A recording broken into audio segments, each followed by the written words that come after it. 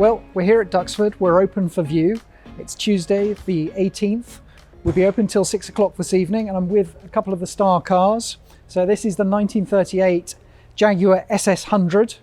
Now this one is remarkable in the fact that it belonged to two families only from 1938 all the way through to 2022 when the vendor bought it. Since then he has mechanically improved it, so he's gone through the engine, completely refreshed that, describes the car as on the button, and when my colleague Martin, who's doing the filming at the moment, was down to photograph it, true enough, he and the consignor Lucas just jumped in it, drove it to the location, it performed effortlessly. So very, very classic combination of this British racing green with dark green leather upholstery, an older restoration but still holding up well, and as I say, just that fantastic provenance of having been with two families for the vast majority of its life.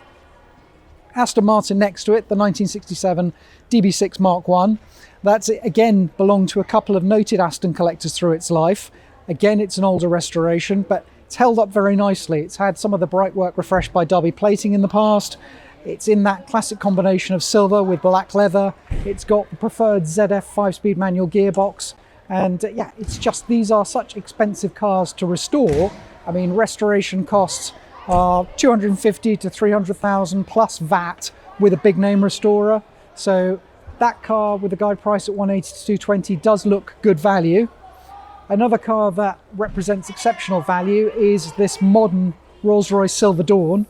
Now this is a very unusual Springfield edition. Never seen one of these again before, and doubt I ever will again. But this one has this deep buttoned upholstery. So I'm told the Springfield edition was primarily for the American market, which explains the two-tone paint and this kind of deep button upholstery that you might normally find in a Cadillac. But very, very rare. That's a very nicely preserved example. Next to it, we've got a Mark I Shadow. And again, that is a car that's believed to have done 35,000 miles from new. And if you look at it, look at the leather upholstery and look at the lack of wear and tear to the pedals, it is credible. So you're not allowed to treat leather with the same chemicals anymore. So when you get an original interior like this, it does look and feel and smell very different. So it's just got a nice feel to it, the Shadow. It's MOT'd, it was driven here to the auction. Sadly, the number plate doesn't come with it, but it's a nice thing. Next to it is a Rolls-Royce Silver Dawn, the first generation, the old style. These were very much like the contemporary Bentley Mark VI or later R-Type. This one unusually was supplied new to Australia. So it's got the export bumpers on it. It was specified with these extra driving lights from new. It was specified with a sunroof. Again, this has come from long-term family ownership. It's just a nice thing. It's recently had the engine refreshed, bit of top-end work. It's believed to be the original upholstery in there. It's just a nice car. It was treated to a bare metal repaint a few years ago, so where these often go around the bottoms of the doors, this is still in nice order. Complete cultural contrast next to it is this Trans Am.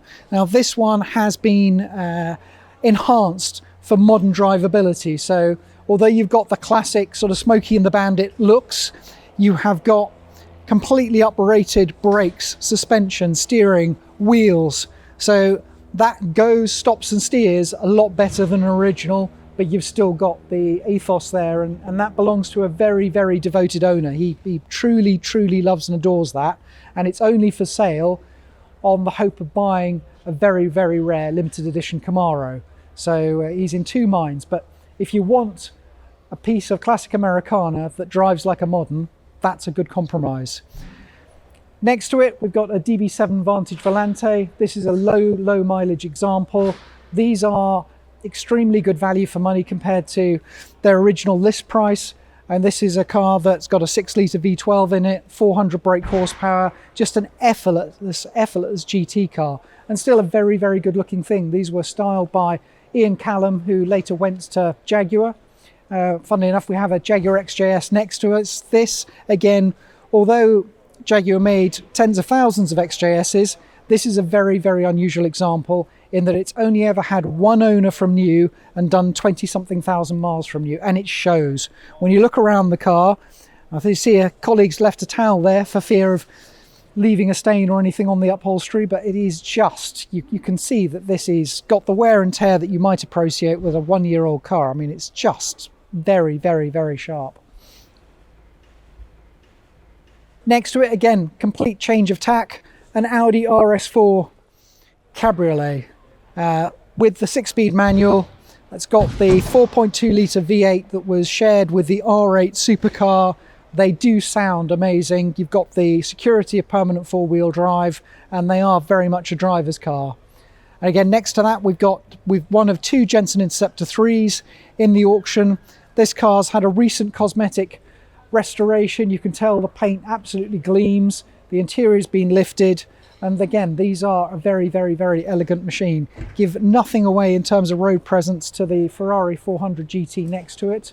The Ferrari is one of the UK cars, so it's a rarity from that point of view. It's recently had a considerable amount of money spent with it with Mark Specialist Bell Classic. So a lovely, lovely thing. Behind us, again, a rarity. An XK150 drop head, but one that has factory supplied with automatic transmission. So although these days you struggle to buy a manual car, back in the 50s, automatic transmission, especially on a sports car, was a real rarity. And you can see it's been restored, this car, nicely done, nicely finished. We've had it running and driving here, running nicely, and was once an oddity in terms of the automatic transmission, now for many people a selling point because you've got that slightly more modern experience. Behind it, an Allard Palm Beach. Rare Allards towards the end of their glory days, if you like, but a rare thing. Elegant, as you can see, more conventionally styled than your traditional Allards, aimed at the American market, hence the Palm Beach nomenclature, but just a nice thing, a rare survivor, and again, a well-preserved older restoration. Behind it, we have an Alvis Speed 20 SA Vanden Plas Tourer. Now, for a lot of people, this is the ultimate pre-war Alvis. You've got the Vanden Plas coachwork, which Charles Follett was very keen to press through. He thought that in the early 30s, Alvis were making a lot of very worthy, very mechanically competent, quick cars, but ones which weren't really as pretty as they could be. So he entered into an arrangement with the coach builder Vanden Plas, lent on them heavily in terms of the price he wanted to pay and the styling he wanted. And the Speed 20 SA, this has got a double drop chassis, so the chassis kicks up over the axles. It gives you a low bonnet line, and as you can see, these were an elegant car. They were also a 90+ mile an hour sports car in the early 30s, so they really did shift. This one has had a fortune spent with Mark Specialist Tim Walker restorations. It's got a great history file. It was formerly owned by a registrar for the Alvis Owners Club, who happened to be a friend of Prince Philip and was a bit of an eccentric, but it's just a very, very rich history. Lovely thing, rare as an original Vanden Plas car, and a fraction of what it would have been a couple of years ago price-wise. Behind that, we've got an Austin Healey 3000, again one of the Mark 1s with the earlier crinkle cut grille.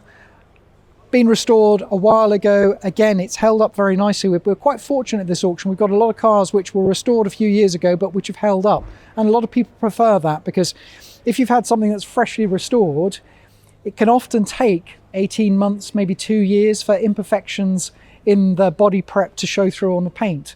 This has been done a while. You can see it's just lasted very well. We have right next to the stage a real rarity again, in that it's a Phantom 3 drop head. Now, it didn't start life as a drop head, but it has been converted, and it's been done with this very elegant sort of letterbox windscreen. You've got the Phantom 3's calling card, the very, very sophisticated 7.3 litre V12 engine.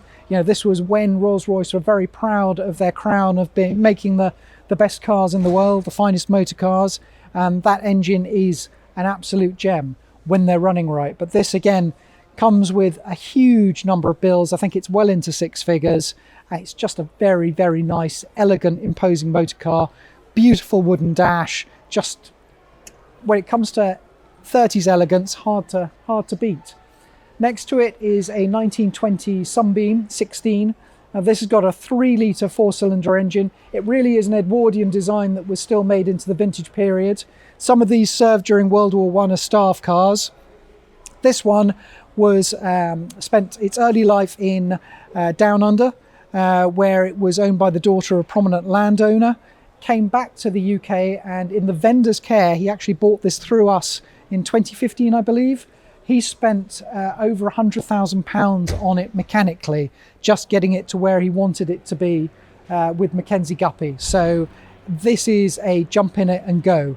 It's been gone through engine, gearbox, back axle, clutch. You know, it's just had a fortune spent on it, and it's just got a nice feel to it. Really has. Next to it, historically, again, an important car. This was the last Alvis built before the Luftwaffe did for the Alvis factory. So before they suffered such catastrophic damage in Coventry. It's the last Speed 25. And again, you can still see the sort of Charles Follett DNA in the length of the bonnet. Wayne Brooks, the Alvis historian, tends to sign off his letters and emails, yours for longer bonnets, and you can see why. I mean, it's just more a four-door coupe than a saloon. Very, very elegant car. Again, this is one that's, I think, recently had about £58,000 spent on it mechanically, with the likes of early engineering, engines being gone through. It's taken to the Hampton Court Concours last year. Just a very, very elegant, stylish, late 30s motor car. I mean, that one actually registered in 1940. Still with that sort of pre-war vibe, we've got this Austin 12 for Laundelette, so, and just a nice thing. Again, a well-executed older restoration.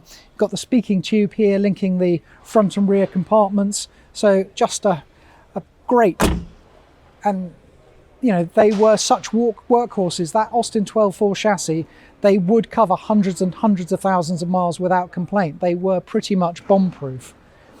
Background here, we've got a few more cars. We're nicely spread out through the venue. Here we have a 1975 Triumph Stag, which is nice that it's a manual gearbox car.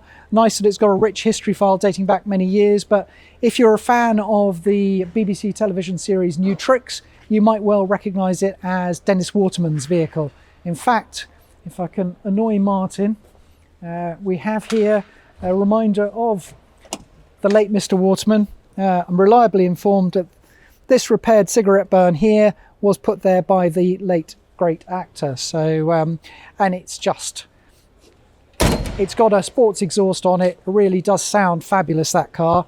And that link to Dennis Waterman, it was one of three cars connected to his film and TV career that was invited to attend his memorial service. So it was there with the Sweeney console and one of the Minder Capris.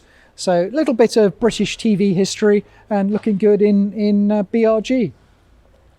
We've got also here, we've got a number of Ford Escorts in the sale. This one was built by a professional rally driver to his own specification. So this was a proper labour of love, but it is a very, very trick bit of kit. You know, that's guided at 32 to 38,000.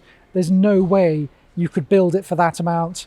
It's got a Vauxhall engine in it, but a highly tuned Vauxhall engine. It's just been beautifully put together. It was the subject of a multi-page article, I think, in Classic Ford magazine. And for many people, they just won't be able to look beyond that. Next to it, we've got an MGB Roadster that was prepped for international rallying. I think it's done some circuit days in the south of France, but not much apart from that. But you've got an upgraded B-Series engine there. I think it's about 1840cc. You've got a Ford Type 9 5-speed gearbox in there to give you more relaxed cruising. And no, I mean, again, for the guide price, I mean, that's in at 11 to 13,000. Just great value for money. As we sweep back again towards some of the older machinery, we've got a few proper veterans in the sale, including one that is old enough to do the London to Brighton run. So we've got, first up, a 1908 Cadillac. Now this car is one of several from a collection that we've been entrusted with. This was part of the James H. Farr Museum in Edinburgh, I believe, for many years, before being bought by the current family in the 1970s. I believe they bought the Rolls-Royce 20 horsepower Lot 1, which is the Union Motors fabric-bodied limousine, and the Sunbeam 20.9 saloon. I believe they were all ex-James Farr, but this Cadillac for sure.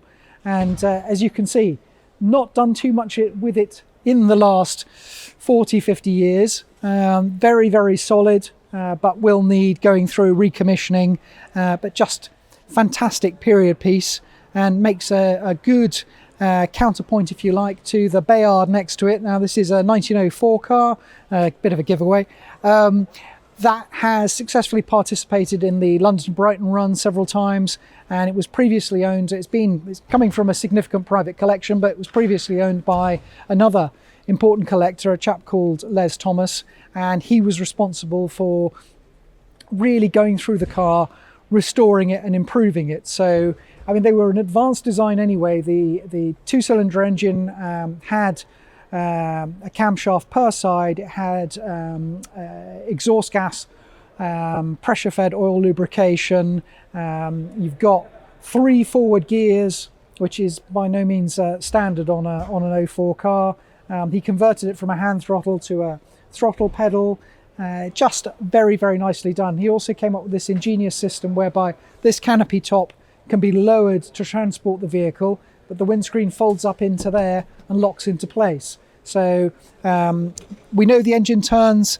Sadly, it's come from a deceased estate. We've not had it running, but they're not the world's most complicated thing. But that, as a 2-cylinder, 4-seater, London to Brighton eligible machine, competitively guided 80 to 100. Next to it is this Invicta. This is a little bit of a vintage hot rod, if you like. You've got the all-conquering Meadows 4.5 litre engine that Lagonda later used to win Le Mans in 1935, and of course Invicta themselves used in the low chassis cars, the S-types, to win the Monte Carlo Rally. This one, the vendor has actively campaigned and used it, so it is a frighteningly quick bit of kit for a pre-war car.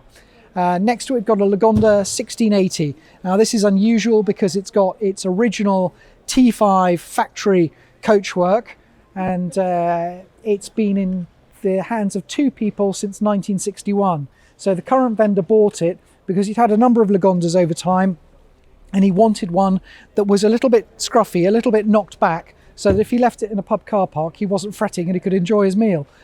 So it's just, again, a very, very original car, older restoration. The current owner actually, since he bought it in 2012, I believe, has overhauled the engine, done work to the gearbox, new clutch and that sort of thing. But this whole pattern and appeal, and you've got these lovely Lagonda kick plates on the body, and you've got the patterning to the door card here, and this original door furniture. So if you like your pre-war cars, that's got a special appeal. Altogether grander and smarter. You've got an MG 3-position drop head here. This is one of the Tickford body cars, an SA, so it's got the straight 6 engine, so useful turn of speed, but just an elegant 3-position. So you've got fully closed, fully open, and the sedan position.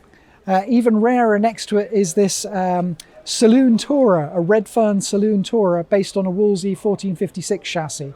So they never made many to begin with because they were that much more expensive than the Saloon. But again, a 6-cylinder, late 30s machine, enough go to keep up with a fair chunk of modern traffic. This unusual body on it, just a real survivor and a treat to see. Come down here, we've got quite a few of the sports cars in the sale. So if we start with this little MG, that is something that has been, well, you can't see it so much because it's hidden under the cowling here, but under there is a supercharger. You can just see the carburetor that feeds it there. And this is a car that was built really for competition. It's known to the Triple M register, so it's just a lovely, lovely thing. You've got the dump valve there for the supercharger, and it's just been beautifully, beautifully detailed with this Q-type body. Again, next to it, we've got a 1934 Morgan 3-wheeler Super Sports. It's one of the matchless engined machines, so you can tell with that's M for matchless, not M for Morgan, on the engine.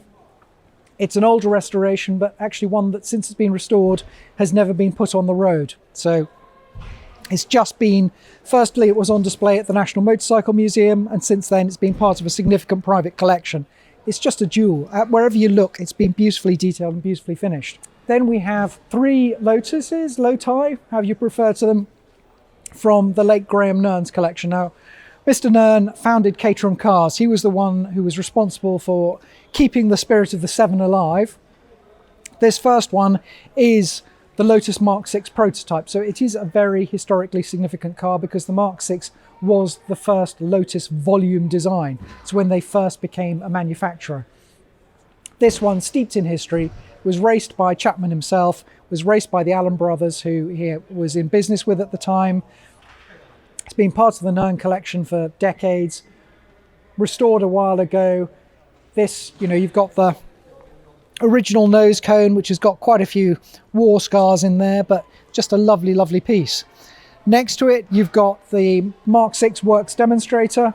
Again, this actual car won a race at Goodwood with Chapman behind the wheel. So it was also featured in a lot of Lotus's period publicity material, brochures and that sort of thing. And road test articles in all the big magazines. It was then bought by Jabby Cronbach, who became a huge supporter of Lotus, both as a journalist and a magazine editor. And then next to it, we've got one of the first generation, first series Lotus 7s. Now this has got an altogether more insect-like look than the later cars. Little BMC 948 engine in it, absolute jewel of a car. And the 7 was that much more sophisticated than the Mark VI because the 7 chassis design really was inspired by or influenced by the Lotus 11 Sports Racer. So although these are cosmetically, superficially quite similar, the 7 was that much more advanced. And then, not from the Nern family sadly, but part of his legacy, a Caterham 7, and one that, as supplies of the Ford Crossflow engine started to dry up, Caterham sought a replacement. They settled on a Vauxhall engine, converted it from fuel injection to twin Weber carburetors. So you've got that raughty induction sound, you've got that more analog feel. This car was reputedly repainted this sort of Grigio Titanio to match the first owner's then Ferrari. It's got a crazy specification. You've got the full cage, you've got the lightweight seats, lightweight interior trim, these carbon fiber guards. I mean, it's just a salesman's dream. They've just ticked every box. I mean, this auction really is an embarrassment of riches when it comes to cars with history. This is a 1970 Ford Cortina 1600E. It's one of 30 cars that year Ford gave to the England World Cup squad. They had the choice of either buying them at the end of the loan period or giving them back. This one was loaned to Franny Lee. He chose to buy the car, gave it to his wife, and it's been in long-term ownership for the last however many decades, restored, but just a wonderful piece of automotive and football memorabilia, particularly apt given that we're in the middle of the Euros. So from one kind of period piece round the corner to a few more. A lot of people will be familiar with the Harris Mann styled TR7 as a wedge, but that is a TR7 Sprint. So that is particularly rare and made doubly so by the fact it's been very, very nicely restored. If you have a look at it at any stage, you can see it's been gone through stem to stern and well preserved ever since. So you've got that trademark tartan interior, you've got the sunroof, everything about it has been detailed, so it looks like a much, much, much younger machine. It's been very, very well loved and looked after since the work was completed, and as I say, as a Sprint, a real rarity. Another real rarity is this Gordini powered Floride. Now these were rare, rare things in the UK.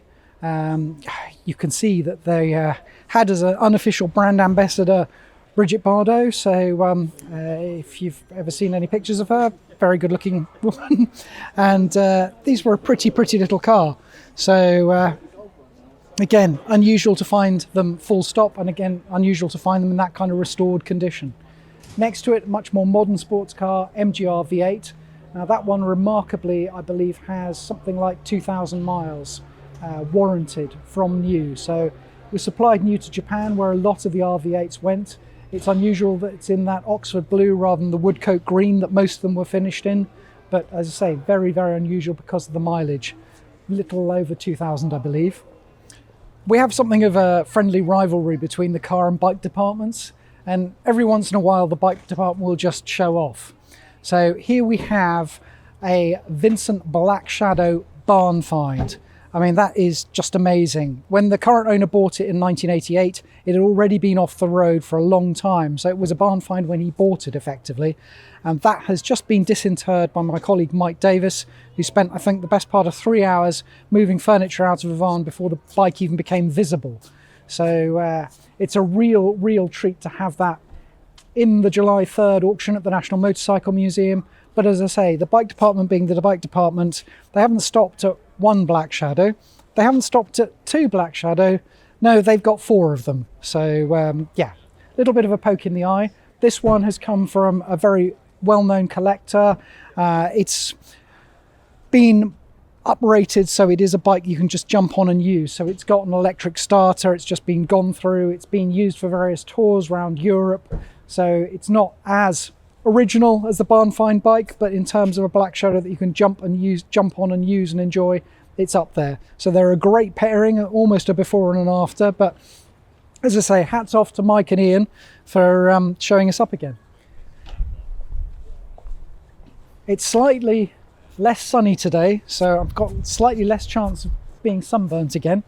But again, just you have to love Duxford as a venue.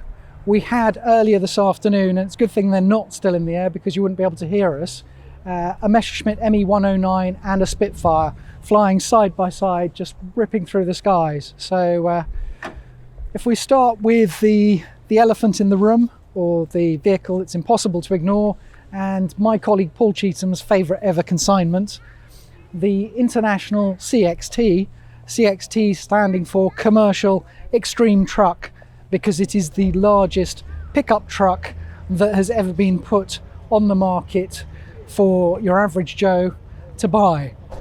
Believe it or not, you can drive that behemoth on a car licence. So to me, it looks like a very cool, very oversized Tonka toy. But the vendor assures us that wherever he goes, that just generates a huge amount of interest, and you can see why. I mean, it's just such a giggle. We've got a couple of VW camper vans up here. So we've got a split screen and a later bay window, both of which have been gone through and restored. So the split screen has had a lot of attention from Type 2 detectives who are mark specialists. If I let Martin have a look through, you can just see it's just really nicely done. It's got a modern USB port in there, modern electrics, engine's been overhauled. So, and it's a rare as a 15 window variant. So you've got those glorious wraparound windows at the back. So very, very light and airy feel, but also you can probably see individual curtains all the way through, which makes it a lot better for camping. We've also got this bay window camper with the pop-up roof, and this one is right-hand drive, so a little bit easier and friendlier to maneuver around. These are all about fun. The nice thing about this one is you can take it camping on a gloomy English summer's day, and you've still got the sunshine with you, courtesy of this very, very yellow interior. So I defy you to have a frown on your face inside of there. Literally one for sunny days and sunny thoughts. If we move into the marquee, we've got a pair of Sunbeam Alpines, and it's hard to see. I mean, they are rarer than an MGB, but to my eyes anyway, they're a little bit more stylish, a little bit more elegant. Roots is offering. Obviously, there was a Sunbeam Alpine in Dr. No, so if you're a Bond fan, you got that connection. Next to it, you've got a Honda S800. They were, Honda at the time were riding high. They fielded their own Formula One team. They'd wiped the floor with everybody in motorcycle racing, and that is an 800cc four-cylinder engine developing 80 brake horsepower. So, it's about 100 brake horsepower per litre back in the 60s. So they were seriously advanced little engines. Not to be outdone, you've got a Panhard CT24 next to it. Again, Panhard, renowned for their aerodynamics, renowned for the lightness of the construction, and those were, despite having a small sub 1 litre engine, they were a genuine 100-mile-an-hour car. So, and this one's been converted to right-hand drive, so again, a real rarity, and just a very elegant, stylish thing. For those who like things bold and brassy, we've got this Zimmer. So again, you can ignore the humble Ford Mustang underpinnings. You've got properly sort of Baroque, over-the-top styling. So if you want to make people smile wherever you go, that's a good fun piece. Next to it, we've got a Camaro Z28 convertible. So again, going from sort of retro pastiche 30s styling bang into the 80s. So they were, well, very much of their time, but given the 80s are making a massive comeback at the moment, just a great piece of Americana. And they sound lovely too. 4x4 corner, Austin Champ, the Land Rover Remus, I think it is, a Jeep and a Series 1 Landy. So just a great cross-section of different 4x4 designs, and got a real passion for those who collect them. Back into the second marquee, and we've got ERA Mini Turbo. This was a barn find or garage find that was brought to market by my colleague Lucas. That, I believe, is one of 99 UK supplied cars. It belonged, most recent keeper was the late Mrs. Ray, and I understand that she had a Cooper S during the 1960s, which she loved, and she bought this to sort of relive her youth, and used to take her children and grandchildren out in it, tearing down to Brighton. So sadly, there isn't enough paperwork with the car to substantiate the mileage, which I believe sits at about 27,000. But looking at the interior, again, a bit like the Silver Shadow, it looks pretty credible. You could believe that. And it's a very complete car. So interest in those has just gone up and up and up in recent years. So it'd be interesting to see what that fetches tomorrow.